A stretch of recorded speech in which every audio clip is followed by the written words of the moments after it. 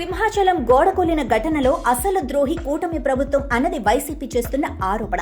అంతేకాదు, ఇటు తిరుమల తొక్కిసలాట, అటు సింహాచలం చందనోత్సవం సందర్భంగా గోడ కూలటం వంటి విషయాల్లో పవన్ కళ్యాణ్ పెద్దగా స్పందించటం లేదన్నది వీరి ఆరోపణ. ఇక్కడ జరిగిన అసలు వాస్తవాలేంటని చూస్తే, సింహాచలం గోడ కాంట్రాక్టర్ లక్ష్మణ్ రావు అనే కాంట్రాక్టర్ 54 కోట్ల రూపాయలు ఇచ్చింది 2023లో, అది కూడా జగన్ హయాంలో. కానీ ఆ గోడ కూలింది కూటమి ప్రభుత్వంలో. కాబట్టి ఆ పాపమంతా కూటమిదే అంటుంది వైసీపీ. మరి నాసిరకం ఇటుకలో నాణ్యత లేని సిమెంట్ ద్వారా కట్టే కాంట్రాక్టర్ కి కాంట్రాక్ట్ ఇచ్చిన తప్పిదం వల్లే కదా ఇదంతా జరిగిందన్నది కూటమి నేతలు చేస్తున్న రివర్స్ కౌంటర్. ఒక్క పవనే కాదు, కూటమి తరపున ఎవ్వరూ మాట్లాడాల్సి వచ్చినా సరిగ్గా ఈ పాయింట్ దగ్గర నుంచే మొదలు పెట్టాల్సి వస్తుంది. వైసీపీ గత ప్రభుత్వ హయాంలో చేసిన తప్పిదాలు నేడు శాపాల రూపంలో ఆంధ్రులను వెంటాడుతున్నాయనే చెప్పాల్సి వస్తుంది. తిరుమలలో కూడా అంతే. కేవలం దేశీ ఆవులు మాత్రమే, అంటే ప్రాంతీయ ఆవులు ఉండాల్సిన గోశాలలో ఎక్కడెక్కడి నుంచో ఆవులు తెచ్చింది వాళ్లే. గోవుల మరణాల సంఖ్య లెక్కకు మించి చూపించింది వాళ్లే. అంతేకాకుండా ఫేక్ ఇమేజీలతో ట్రోల్ చేసింది వాళ్లే. ఇలాంటి దుష్ప్రచారాలపై తెలంగాణ ప్రభుత్వం నోటీసులు ఇచ్చింది.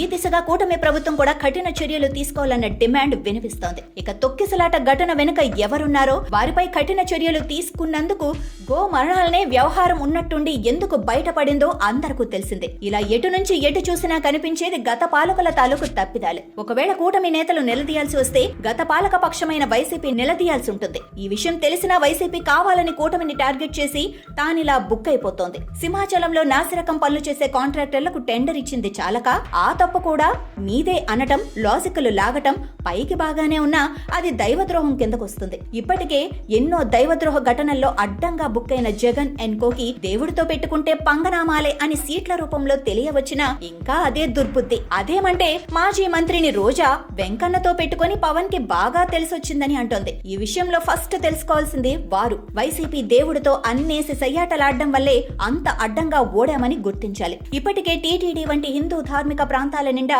భారతమ్మ సైన్యం అలుపెరుగక పనిచేస్తోంది. ఇలాంటి కుట్రలకు పాల్పడ్డానికి వారు చేయని పాపం లేదన్న విషయం తెలిసిందే. ఇప్పటికే టీటీడీలో వీరి సంఖ్య 2000 వరకు ఉండొచ్చని అంచనా. మరి వీరందరి చేత చేయాల్సిందంతా చేయించి ఆ పాపం తీసుకొచ్చి కూటమి ప్రభుత్వం మీద వేయటం ఎంతవరకు సమంజసం అన్నది వారికి వారే ఆత్మలోకన చేసుకోవాలంటున్నారు సామాన్యులు.